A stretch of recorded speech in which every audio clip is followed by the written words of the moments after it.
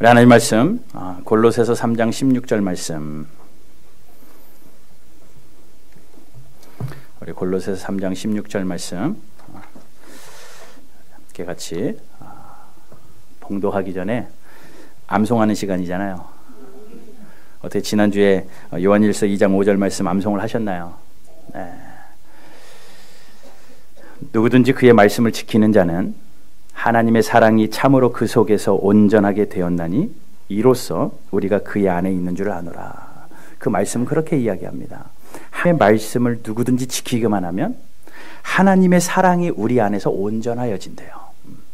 사랑이신 하나님의 사랑을 우리가 따라갈 수는 없지만 그 살아계신 하나님의 사랑을 우리가 조금이라도 따라가며 온전함을 드러낼 수 있는 길은 우리가 말씀을 지키는 것이다 라고 이야기합니다. 그것 때문에 내가 말씀을 지켜서 내 안에서 하나님의 사랑이 온전해지는 그것 때문에 우리가 하나님 안에 사는 성도임이 증명되어진다 라고 말씀하는 거거든요. 우리 요한 1서 2장 5절 말씀, 우리 눈을 한번 감고 잘 생각하시고 우리 함께 하나님의 말씀 암송하겠습니다. 시작.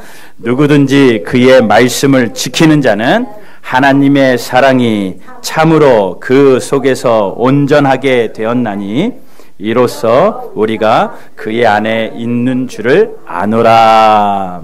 아멘. 여러분, 말씀을 내가 지키면 하나님이 나를 지키십니다. 내가 말씀을 지키면 그 말씀이 우리의 발의 등이 되고 우리의 길이 빛이 될 줄로 믿습니다. 말씀을 더 사랑하시고 말씀으로 풍성한 2018년 한 해 되시기를 주님 이름으로 축복합니다. 골로새서 3장 16절 말씀 우리 함께 같이 한 목소리로 봉독할게요. 골로새서 3장 16절입니다. 시작.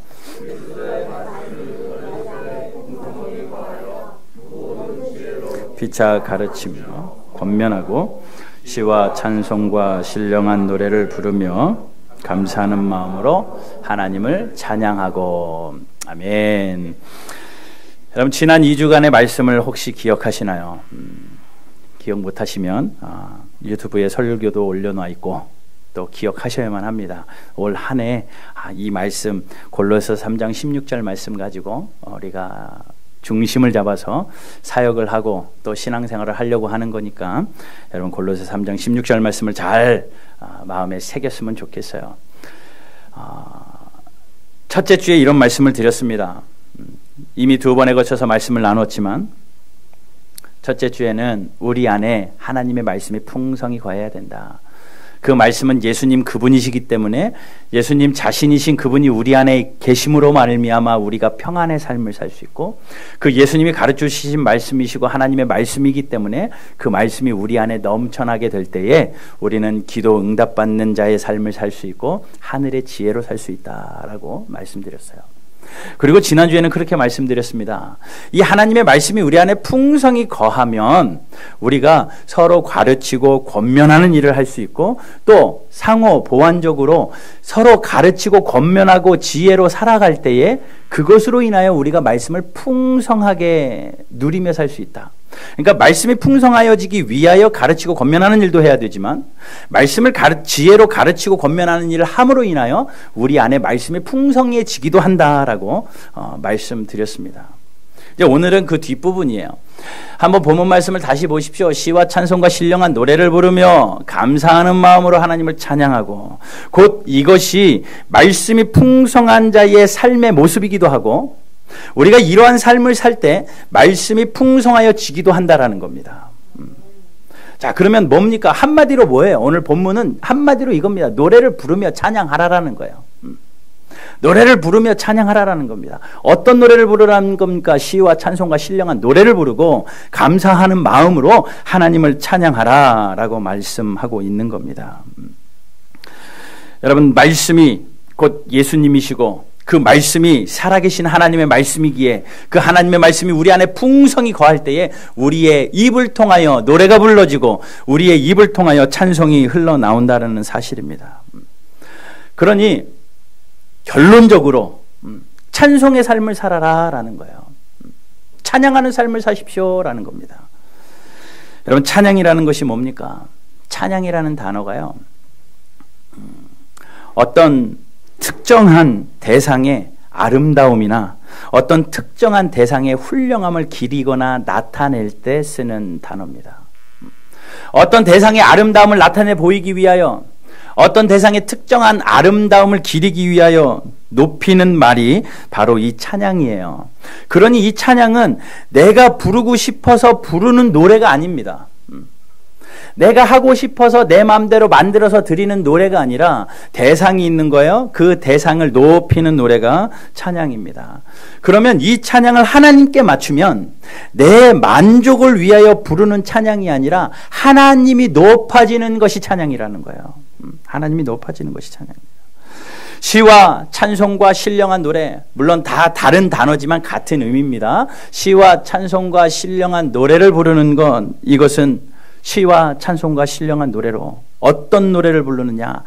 창조주 하나님을 높이는 노래를 불러야 된다는 겁니다.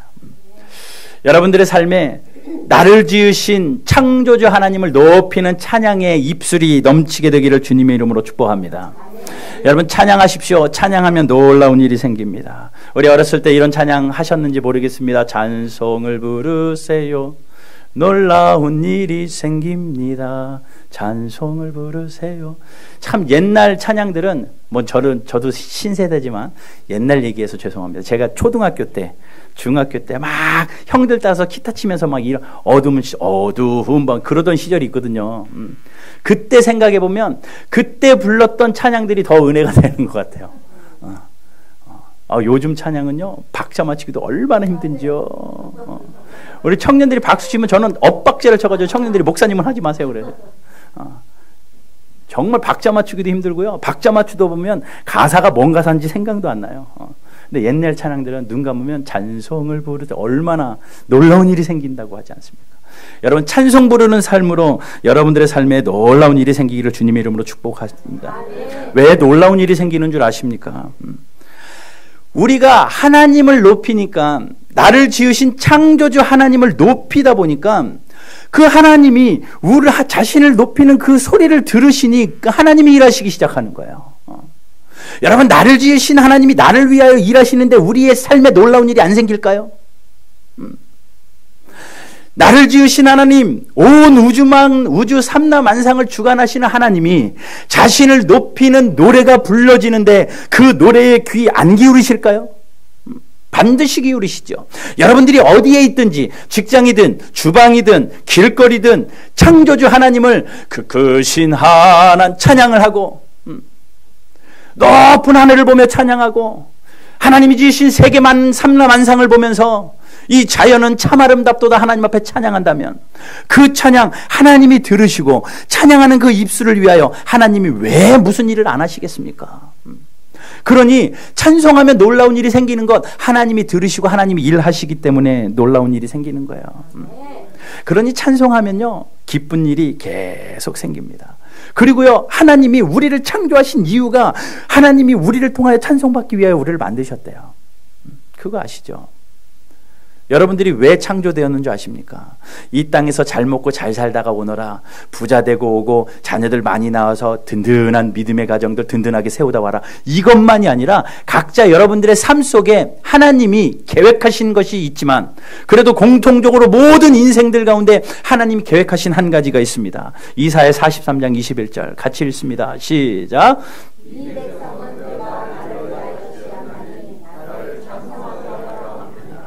하나님이 우리를 지으셨는데 왜 지으셨다고요? 하나님 자신을 위하여 지으셨대요. 하나님은 이기적이십니다.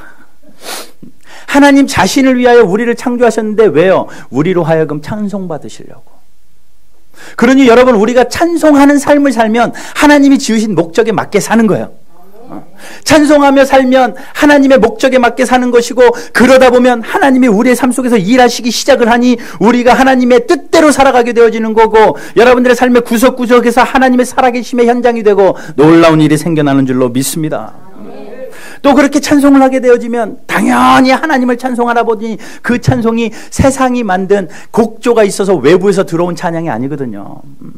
하나님이 우리를 창조하시고요, 우리 안에 하나님의 형상으로 창조되어지고, 비록 우리가 죄로 인하여 그것이 깨어졌지만 예수 그리스도의 영이 우리 가운데 오심으로 말미암아 하나님의 형상이 회복되거든요. 그렇니 우리 안에 하나님의 영이 있습니다. 하나님의 영이 우리 안으로부터 흘러나오는 곡조가 찬양입니다. 내 영혼의 깊은 곳에서 맑은 가락이 흘러나와요.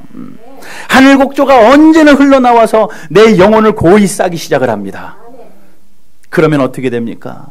우리 찬양했잖아요. 평화 평화로다 하늘 위에서 내려오네. 평화가 우리를 감싸기 시작해요.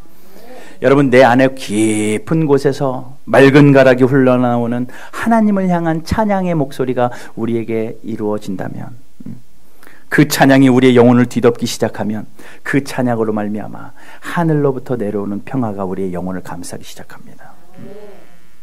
하나님의 평화가 우리를 감쌀 때에 그 평안함이라는 것은, 여러분, 찬송이 주는 그 평안함이라는 것은 맛보지 않은 사람은 몰라요. 찬양에 대한 몇 번의 경험이 있기도 하지만 정말 힘들 때가, 그럴 때 있잖아요. 너무 힘들어서 기도도 안 됩니다. 기도하려고 해도 온갖 잡생각에 걱정에 단 1분도 하나님 감사합니다 하고 나면 그 다음에 뭘 해야 될지 모르겠고, 그냥 앉아있기가 너무 힘들고, 하나님의 말씀을 읽어야지, 그래 이래야지 내가 살지 라고 하나님의 말씀을 폈는데 하나도 말이 귀에 들어오지 않고 내 심장을 울리지 않고, 그러니 무슨 신앙생활이 어떻게 되겠습니까? 목사님들 그럴 때가 없겠습니까? 그럴 때가 있죠. 뭔가 피하고 싶은 그런 때가 있겠죠. 그때에 이상하리 많지 우리의 귀는 열려 있더라고요. 찬송을 듣기 시작을 합니다. 요즘 찬송 듣기 얼마나 좋아요. 유튜브에 들어가면 다 있어요. 모든 찬양이 다 있습니다. 그리고 우리 이런 음악 서비스하는 어플 하나씩 깔려 있으면 얼마든지 찬양을 찾아서 들을 수 있는데, 그 찬양을 틀어놓으면 이상하리 많지 내 귀는 뚫려 있어서 그 찬양의 가사가 내에 들어오고 내 영혼을 울리더라고요. 그러면요, 정말 평안이 임해요. 불안하고 답답하고 힘든 그 상황이 찬양이 주는 힘으로 이상하리 많지 내 입술이 찬양을 하기 시작을 하고 내 마음에 평화가 일어나기 시작을 합니다. 그것이 찬양이 주는 힘이에요. 여러분, 정말 아무것도 못하겠다라고 힘들 때에 찬송을 들으세요. 찬송을 들으시고 그 찬송이 감동 주는 대로 입술로 여러분 고백하며 찬양하십시오. 하나님께서 일하시기 시작을 합니다. 그리고 하나님이 평화로 우리의 삶을, 우리의 마음을 어루만져 주시니 삶이 변하고 환경이 변하는 것은 일순간이에요. 사도 바울과 실라가 감옥에 갇혀 있을 때에 그곳에서 찬양하잖아요. 그게 무슨 찬양할 수 있는 환경입니까? 아무도 찬양할 수 없는 환경일 때에 그는 하나님 앞에 감옥에서 찬송합니다. 어떻게 됩니까? 옥문이 열리고 간수가 예수 믿게 되어지고, 그 찬송의 힘으로 말미암아 그의 환경에 여러 가지 놀라운 일들이 일어나는 것 우리는 봅니다. 그러니 여러분, 찬송하며 사시는 저와 여러분들 되시기를 주님 이름으로 축복합니다. 찬양을 잘하면 좋지만 못해도 괜찮아요. 우리의 찬양하는 그 소리를 들으시고 100점 만점에 몇 점 해야지 하나님이 들으시는 거 아니거든요. 음치면 어떻고 박치면 어떻습니까? 내 중심 가지고 기왕 잘하면 좋지만요. 기왕 잘하면 좋지만 타고날 때부터 못하게 태어난 걸 어떻게 합니까? 그래도 그 입술 가지고 하나님 찬양하면, 뜨겁게 찬양하면 그 찬양으로 말미암아 하나님이 영광 받으시고, 오늘 본문에 있는 것처럼 그 찬양 때문에 우리 안에 말씀이 풍성하여지고, 또 그 말씀이 풍성하여지니 또 찬양이 되어지고, 하나님이 기뻐하시는, 하나님이 창조하신 섭리대로 살아가는 성도의 삶이 될 줄로 믿습니다. 그러므로 여러분, 찬양하시기를 바랍니다. 무엇을 찬양해야 돼요? 그러면 뭘 찬양합니까? 어떤 찬양을 합니까? 오늘 본문은 이렇게 이야기합니다. 시와 찬송과 신령한 노래를 부르며, 그 다음에 뭐요? 감사하는 마음으로 하나님을 찬양하래요. 찬양하는데 어떤 마음으로 찬양해야 된다고요? 감사하는 마음으로. 감사하는 마음을 가지고 찬양해야 됩니다. 그냥 입술만 떠벌리는 것이 찬양이 아니고, 곡조가 그냥 마음에 들어서 멜로디 흥얼흥얼대는 것이 찬양이 아니고, 그 찬양의 가사에 우리의 기도의 제목을 담아서 감사하는 마음으로 하나님을 찬양해야 되는 겁니다. 1차적으로 어떤 감사겠습니까? 우리의 필요를 채워주신 하나님, 나를 살려주신 하나님, 우리의 왕 되신 하나님, 그런 하나님을 찬양하는 거죠. 길가의 장미꽃을 보면서도 찬양해도 되고, 길가의 가시밭을, 장미꽃 가시를 보면서도 찬양할 수도 있고, 모든 것을 보며 하나님을 찬양할 수도 있지만, 그러나 꼭 잊지 말아야 될 한 가지가 있습니다. 어떤 것으로 찬양해야 되나? 날 구원하신 하나님을 감사함으로 찬양하는 거예요. 하나님이 우리를 살려주셨습니다. 죽을 수밖에 없었죠. 우리는요, 태어날 때부터 성경이 그렇게 말씀하고 있어요. 죄 가운데 출생했기 때문에 죄의 싹은 사망이에요. 죄의 값은 죽음입니다. 이 죽음은 우리의 육적인 죽음뿐만 아니라 하나님과 단절되어서 영원히 죽는, 그래서 영원히 지옥 갈 수밖에 없는 죽음입니다. 그런데 그러한 죽음으로 갈 수밖에 없는 우리를 하나님이 그대로 내버려 두시지 않으시고 예수 그리스도를 보내주셔서 우리를 살려주시고 우리를 하나님의 자녀 삼아주셨으니 그 감사함 가지고 하나님 앞에 찬양하는 겁니다. 그런데 이것이 하나님이 어떻게 하다 보니 얘 좀 살려야 되겠다, 중간에 작전을 계획하신 것이 아니라 하나님이 우리를 창조하시기도 전에, 세상을 창조하시기도 전에 우리를 살리시기로 작정하고 계셨대요. 여러분, 우리가 이 땅에 있기도 전에, 온 우주 삼라만상이 지어지기도 전에 하나님이 여러분들을 이미 택정하시고 지금 이 그 자리에 앉아있는 것이 나의 힘과 의지가 아니라 하나님이 부르셔서 이 자리에 앉게 하셨고, 하나님이 이곳에서 구원의 은총을 베푸시기 위하여 이곳에 오셨으니 구원하는 그 감사, 하나님이 나를 구원하셨다라는 그 감사로 하나님을 찬양하는 거예요. 에베소서 4장 1절 말씀부터 1장 4절부터 한번 말씀을 보겠습니다. 자, 4절부터 6절까지 우리 같이 읽어봐요. 뭐라고 말씀됐나 잘 생각하며 읽어보십시오. 시작. 곧 창세전에 그리스도 안에서 우리를 택하사 우리로 사랑하면서 그 앞에 거룩하고 분노케 하시고 그 기쁘신 뜻대로 우리를 예정하사 예수 그리스도로 말미암아 자기의 아들들이 되게 하셨으니 이는 그가 사랑하는 자 안에서 우리에게 거저 주시는 바 그의 은혜의 영광을 찬송하게 하려는 것이라. 하나님께서 그 은혜의 영광을 찬송하게 하시려고 우리를 하나님의 자녀 삼아 주셨는데, 그 하나님 자녀 삼아 주시기 위하여 4절에 뭐라고 말합니까? 태초에, 창세 전에, 하나님께서 창세 전에 우리를 예성하시고, 그러니 얼마나 놀라워요. 나는 어느 날 보니 하나님을 알게 되었고 하나님을 예배하게 되었다고 생각하는데, 하나님 편에서는 이미 창세전에, 태초에, 모든 것이 만들어지기 전에 우리를 선택하시고 예정하시고 하나님의 자녀 삼아주셨다. 지옥 갈 수밖에 없는 영혼들 하나님이 건져주셔서 천국 가게 하시고, 사단의 자녀로 살아갈 수, 거짓 아비마귀에서 태어난 우리를 하나님께서 그 안에서 건져주셔서 하나님의 자녀로 살게 하시고, 하나님의 자녀로 살게 하시니 이 험한 세상 사는 동안에 하나님이 나와 늘 함께 하셔서 평안도 주시고 때를 따라 돕는 은혜로 우리의 삶을 보호하시니 우리는 그 하나님 앞에 감사의 마음으로 찬양하는 거죠. 이번 한 주간 찬송의 삶을 사시되 하나님이 날 구원하신 그 구원하심에 감사함으로 찬양하는 저와 여러분들 되시기를 주님 이름으로 축복합니다. 아멘. 자, 그러면 골로새서 3장 16절을 보니 하나님의 그리스도의 말씀이 우리 안에 풍성히 거하여서 지혜로 피차 서로 가르치고 권면하고 신령한 노래로 부르며 또 하나님께 감사하는 마음으로 찬양하라라고 말씀합니다.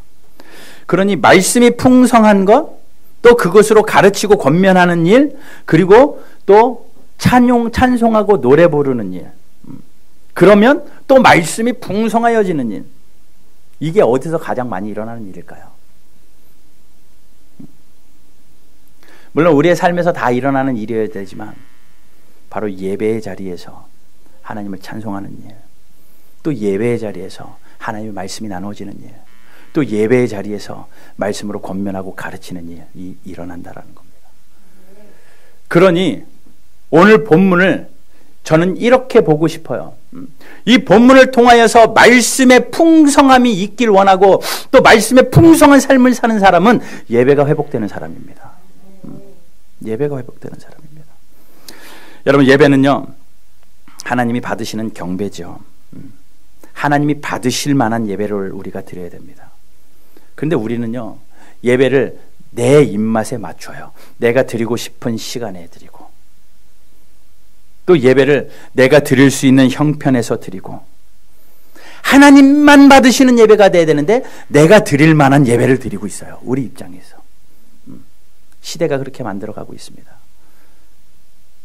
초창기 우리나라에 복음이 들어올 때는 하나님 앞에 예배하기 위하여 어린아이도 들쳐업고 예배당에 모여 하나님 앞에 예배하던 그런 날들도 있었는데, 지금은 불편하면 예배하지 않고 무언가 편안한 것을 추구하는 그런 시대가 되어버렸습니다. 미국의 어떤 교회에 갔더니 입구에 이렇게 나오더라고요. 당신은 어떤 스타일의 예배를 좋아하십니까? 크게 문구가 써 있어요. 1번 클래식한 고전적인 예배, 2번 재즈가 있는 예배, 3번 찬양이 있는 예배, 4번 말씀이 풍성한, 종종 다 맞는 얘기예요. 그런데 1번은 A홀로 가시오, B는 C홀로 가시오. 큰 교회예요. 동시에 예배가 5개, 6개가 이루어집니다. 그러나 스타일이 있는 거예요. 좋죠. 성도 입장에서야. 물론 그 안에 다 하나님이 받으시겠습니다. 그러나 우리가 원하는 것들을 만들어가는 것이 꼭 좋지만은 않아요. 하나님이 받으실 만한 예배 드려야 되는 겁니다. 그러다 보니까 점점 예배가 퇴색됩니다. 점점 우리 입맛에 맞춰요. 그래서 인터넷으로 예배 드리는 사람도 많습니다. 요즘에 가나안 성도들이 유행이래잖아요. 가나안 성도가 거꾸로 하면 안 나갑니다. 그러니까 교회 안 나간다는 성도예요. 성도는 성도예요. 예수를 믿기는 믿어요. 그런데 교회는 안 간대요. 왜요? 교회가 워낙 이상하니까. 워낙 부조리도 많고 이런저런 일들이 많으니까 내가 거기 가서 그런 거 꼴도 보기 싫고, 그냥 그러나 내가 성도니까 예배는 드려야지. 그래서 스타벅스 11시에 딱 가서 노트북 펴놓고 거기서 예배 드린대요. 그런 사람이 그렇게 많답니다. 거기에 그러다가 말씀 끝난 다음에 계좌번호가 줄줄줄 흘러나가면 거기서 성금도 하고, 이런 일들이 인터넷으로 예배드리는 사람들이 그렇게 많대요. 점점 많아지고 있답니다. 얼마나 사람들의 입맛에 맞는 예배들을 만들어내고 있습니까? 근데 우리 바른교회는 우리의 입맛에 맞는, 우리가 드릴 수 있는, 우리가 할 수 있는 것 최선을 다해야 되지만, 그래도 중심은 흔들어지면 안 될 것 같아요. 하나님이 받으실 만한 예배. 구약 성경에 제사장들이 타락할 대로 타락합니다. 그런데도 그들은 꾸준히 절기를 지켰고 하나님 앞에 제사를 쉬지 않았어요. 하나님이 그들에게 말라기 1장에서 말씀합니다. 너희에게 하나님을 공경함이 어디 있느냐? 너희에게 예배함이 어디 있고 너희에게 하나님을 경외함이 어디 있느냐? 라고 직접적으로 그들에게, 제사장들에게 묻습니다. 제사장들이 대답해요. 우리가 1년에 몇 번씩 절기를 지켰고 하나님 앞에 예배하기 위하여 이렇게 제물도 드렸고 이러지 않았습니까? 라고 따지면서 묻습니다. 우리가 언제 안 드렸습니까? 그랬더니 하나님이 뭐라고 말씀하십니까? 너희는 더러운 떡을 드렸고 병든 것, 눈먼 희생제물, 저는 것을 드렸다 라고 이야기하면서 그거 내가 받지 않았다 라고 이야기합니다. 이들은 충분히 드렸다고 이야기했는데 하나님은 받지 않으셨던 거예요. 여러분, 우리의 예배가 그렇게 되면 안 되잖아요. 나는 드렸다고 생각합니다. 나는 하나님을 찬양했다고 생각했는데 하나님 편에서는 받지 않으셨다면 이거 큰일 아닙니까? 그러니 우리의 예배가 회복돼야 말씀이 풍성한 삶을 살 수 있고, 또 말씀이 풍성하여져야 우리의 예배가 살아서 운동력이 있게 되어진다라는 사실입니다. 그러니 예배를 한번 점검해 봐야 돼요. 우리의 예배를 점검해 봐야 됩니다. 성경에 예배라는 단어가 총 36번 나오거든요. 36번 중에 신약에만 10번 나옵니다. 신약에만 10번 나오는 이 예배라는 단어가 요한복음에만 요한복음 4장에서만 6번 나와요. 그러니까 신약 성경에 예배라는 단어가 10번 나오는데 그 중에 반 이상이 6번이 요한복음 4장에 나옵니다.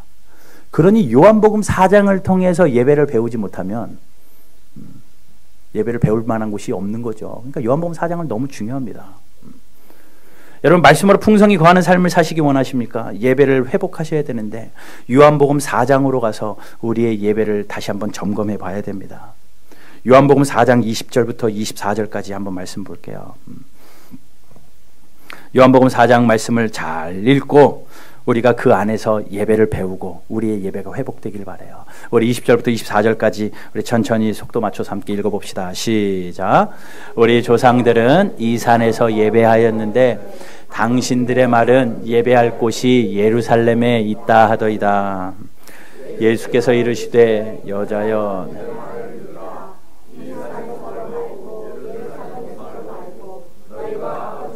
예배할 때가 이르리라.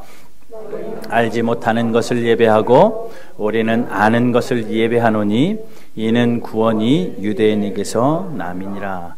아버지께 참되게 예배하는 자들은 영과 진리로 예배할 때가 오나니 곧 이때라. 아버지께서는 자기에게 이렇게 예배하는 자를 찾으시느니라. 하나님은 영이시니 예배하는 자가 영과 진리로 예배할지니라. 아멘. 간단하게 이 본문을 설명하고 우리의 예배를 좀 점검해 보겠습니다. 사마리아 여인이 물을 들어갔다가 예수님을 만나죠. 예수님과 대화가 시작됩니다. 그러다 보니 예수님이 보통 분이 아니라는 것을 사마리아 여인이 알게 되었어요. 그래서 당신은 선지자 같은데 나 이거 질문 하나 있는데 질문 좀 해도 되겠습니까? 라고 하면서 20절에서 그 사마리아 여인이 예수님에게 질문을 하는 겁니다. 무슨 질문을 하느냐? 우리 민족 사마리아인들은 이 그리심산에서 예배하는 것이 맞다라고 조상들이 이야기하고 그렇게 지켜오고 있습니다. 그런데 당신들 유대인들은 저 시온산 예루살렘에서 예배하는 것이 맞다라고 하니 도대체 어디가 진짜입니까? 예루살렘 가서 예배해야 돼요? 그리심산 가서 예배해야 돼요? 우리의 전통을 따라야 돼요? 아니면 유대인의 전통을 따라야 돼요? 라고 질문하고 있는 겁니다. 그랬더니 예수님께서 말씀하십니다. 21절 보니까 예수님께서 여자여 내 말을 믿어라. 그의 대답에 대한 확실한 대답을 예수님이 하시는데 이 산에서도 말고 예루살렘에서도 말고 너희가 예배할 때가 있다. 그러니 이 산에서도 그리심산에서도 예배할 필요가 없고 예루살렘에서도 예배할 필요가 없고 예배할 때가 있는데 바로 그 때가 언제냐. 22절 보니까 너희는 알지 못하는 것을 예배하고 우리는 아는 것을 예배하노니 이는 구원이 유대인에게서 남이니라. 예수님이 갑자기 이곳에서도 말고 저곳에서도 말고 그러면서 뭐라고 얘기하십니까? 구원이 유대인에게서 나오니 우리가 아는 것을 예배하는 그것처럼 마치 유대인의 예배를 따르라는 것처럼 오해할 수 있는 부분이기도 해요. 그러나 이 본문을 자칫 오해하면 유대인의 예배가 맞다라고 예수님 말씀하시는 것 같지만 그렇지 않습니다. 유대인의 구원이 유대인에게서 남이라는 것은 구원의 시작이 유대인으로부터라는 거예요. 왜? 예수님이 유대인으로 오셨기 때문에. 만약에 예수님이 유대인의 남자가 아닌 사마리아인으로 오셨다면 구원이 사마리아인에게서 나겠죠. 그러니 구원이 유대인에게서부터 시작되었다라고 말씀하는 겁니다. 왜냐하면 예수님이 유대인으로 오셨기 때문에. 그러므로 이 말씀을 종합해보면 중요한 것은 예수님께서 장소가 중요한 게 아니라 예수 그리스도가 있는 게 중요하다. 예배는 장소가 중요한 것이 아니라 예수님이 중요하다라는 것을 말씀하고 있는 거예요.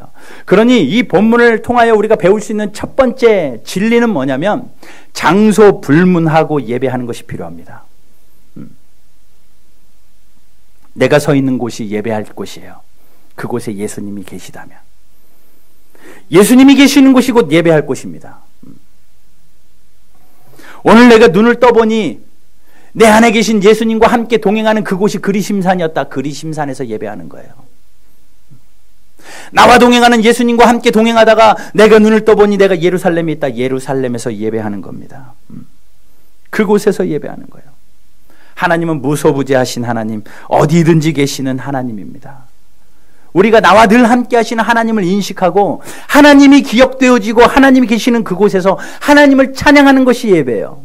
그러니 주일날 11시에 이곳에 모여서 드리는 것만 예배가 아니라 여러분들의 가정에서 예수님과 동행하는 삶이 있다면 그곳에서 예배하셔야 되고 여러분들의 직장과 여러분들의 사업장에서 그곳에서 예배하는 겁니다.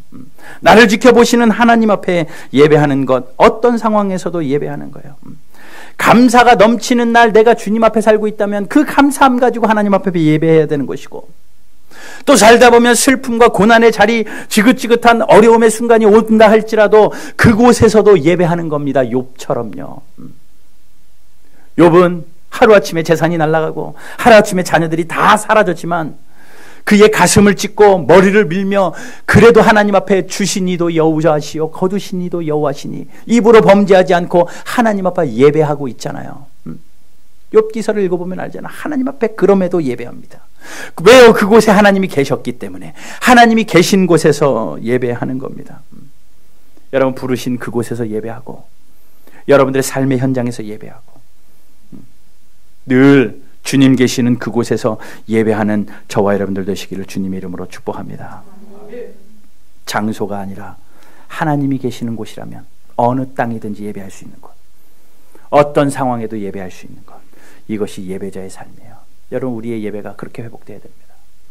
일주일에 한 번으로 만족하는 것도 아니고 늘 찬송을 듣고 찬송을 부르며 그 말씀 안에 풍성이 거하여서 나를 지으신 하나님을 바라보며 하나님을 높이는 예배의 삶, 하나님이 지켜보시는 예배의 삶. 여러분 예배의 삶을 살면요 성공하지 말래도 성공할 수밖에 없어요. 왠 줄 아십니까? 얼마 전에 오래전에 알던 한 분을 만났습니다. 정말 어려운 지긋지긋한 터널 같은 날들이 지나시고 하나님께서 광명의 새빛을 주셔서 경제적으로 사업적으로 확 일어난 분이에요. 근데 그분이 그렇게 이야기하더라고요. 그 고통의 순간 동안 그가 지켰던 한 가지는 그거였대요. 그러면서 그렇게 결론적으로 이렇게 목사님 예수 믿는 사람은 망할래야 망할 수가 없습니다 라고 이야기하는 거예요. 그래서 딱 보면 예수 믿고 망한 사람도 있는데 그러나 그게 끝이 아니라는 거죠. 근데 그분의 이야기가 그겁니다. 목사님 제가 경험해보니 예수 믿는 사람은 망하지 않는 이유가 예수님은 어디든지 계시니 어디든지 계신 그 예수님 앞에 예배의 삶을 살게 됩니다. 내가 비록 망한 직장이라도 그곳에서 예배자의 삶을 살고 보고 사니 예수님이 기억되고 예수님이 나를 보신다고 하니 모든 일을 예수님께 하듯하고 최선을 다하고 성실하게 살다 보니 그 성실이 쌓이고 성실이 쌓이니 내가 지금 이 자리가 되었더라고요 라고 이야기하더라고요. 예수님이 지켜보시니 어떻게 거짓말을 합니까? 예수님이 지켜보고 계시니 어떻게 남을 속여요? 예수님이 지켜보고 계시니 어떻게 게으름을 필 수 있습니까? 그러니 예배하는 사람은 성공할 수밖에 없어요. 여러분 나를 지켜보시는 하나님 앞에 예배하는 예보로 성공하는 저와 여러분들 삶이 되시기를 주님의 이름으로 축복합니다. 장소 불문하고 예배해야 될 것을 말씀하신 예수님께서 또 한 가지를 말씀해요. 시간 불문하고 예배해야 될 것도 이야기하십니다. 이 사마리아 여인은 장소에 대한 거 물어봤거든요. 그리심산에서 예배드려요? 예루살렘에서 예배드려요? 그랬더니 예수님이 23절을 말씀 봅시다. 23절 보니까 아버지께 참되게 예배하는 자들은 영과 진리로 예배할 때가 오나니 곧 이때라. 어디서 예배해요? 그랬더니 지금 예배해라 라고 이야기하는 거예요. 때를 말씀하십니다. 시간 불문하고 하나님 앞에 예배해야 된다라는 거예요. 여러분 지금이 의뢰받을 만한 때고 지금이 구원의 때이기 때문에 그래요. 왕년에 예배 가지고 오늘의 복을 운운할 수는 없는 겁니다. 내가 왕년에 얼마나 예배를 많이 드렸는데요. 내가 얼마나 왕년에 그렇게 열심으로 예배 드렸는데요. 그것이 오늘의 우리의 은혜의 복은 아니에요. 왕년에 했다면 왜 지금은 못하겠습니까? 지금의 예배가 우리에게는 더 중요하다라는 거예요. 그러므로 우리는 지금의 예배를 살려내야 됩니다. 예배는 하나님의 임재를 경험하는 것이고 하나님을 만나는 것이고 여러분들의 삶에서 예배하고 또 이렇게 모여서 우리가 공적으로 예배할 때에 하나님을 만나지 않고서는 하나님을 경험하지 않고서는 그 예배는 아무 소용없는 그냥 형식에 불과할 수도 있다라는 겁니다. 하나님 분명 말씀하시죠. 예배자리에 나와서 전심으로 찾고 찾으면 내가 너를 만나리라. 여러분 그러니 오늘 이곳에 오셔서 그냥 가지 마시고 나를 지으신 하나님 만나고 가셔야 됩니다. 전심으로 찾으십시오. 하나님 내가 예배하고 하나님을 만납니다. 그리고 하나님 만나고 그 하나님과 동행하고 여러분들의 삶으로 가야지 그 하나님이 여러분들의 삶에서 일하시죠. 여기서도 하나님을 만나지 못하면 어디서 하나님을 만날 수 있겠습니까? 여러분들의 삶에서 예배할 때에 살아계신 하나님이 여러분들의 삶에서 역사하시는 역사의 현장들 되시기를 주님의 이름으로 축복합니다. 하나님이 예배가 그리우셨든지 사도행전 15장 16절에서 내가 다윗의 무너진 장막을 세우고자 한다라고 말합니다.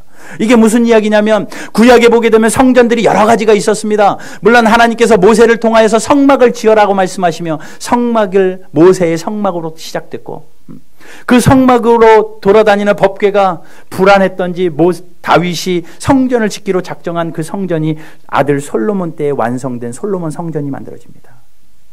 그것이 무너졌다가 다시 귀환하면서 스룹바벨에 의해서 성전이 세 번째로 건축되어지고 신약에 와서 헤롯이 그 성전을 또 더 멋있게 완공하면서 헤롯 성전. 그래서 성경에는요, 성전이 딱 4개 나와요. 모세가 만든 장막, 성막, 그 다음에 솔로몬의 성전, 스룹바벨의 성전, 헤롯 성전. 딱 성전이 4개가 나오는데 하나님이 내가 성전을 회복하고 싶다 하면 무슨 성전을 회복하고 싶은 줄 아느냐? 사도행전에서 내가 무너진 다윗의 장막을 회복하고 싶다. 그 성전 안에 끼지도 못하는 다윗의 장막입니다. 다윗의 장막은 조그만한 텐트였어요. 하나님의 법궤만 놓는 조그만한 텐트에 보잘것없는 그건데 하나님이 내가 헤롯의 성전을 회복할 것도 아니고 솔로몬의 그 화려한 왕궁을 회복할 것도 아니고 무너진 다윗의 장막을 회복하고 싶다. 그것은 무엇입니까? 힘들어도 슬퍼도 밤이나 낮이나 그곳에 와서 하나님 앞에 눈물 흘리고 찬송했던 그 다윗의 예배가 하나님이 그리우셨던 거예요. 진심으로 하나님 앞에 나와서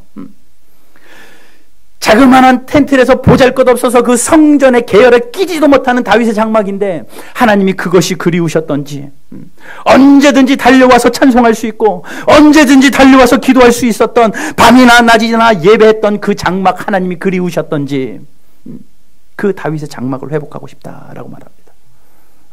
여러분 지금도 하나님이 원하시는 것은 여러분들의 삶의 현장에서 예배가 회복되기를 원하는 거예요. 여러분들이 예배가 회복되어야 말씀으로 풍성한 삶을 살게 될 줄로 믿습니다. 예배가 회복되어야 하나님이 여러분들을 고치시죠. 예배가 회복되어야 하나님이 여러분들을 위하여 일하시죠. 그러므로 우리는 예배할 때 어떻게 예배해야 됩니까? 장소 불문하고 시간 불문하고 예배하되 영과 진리로 예배하는 겁니다.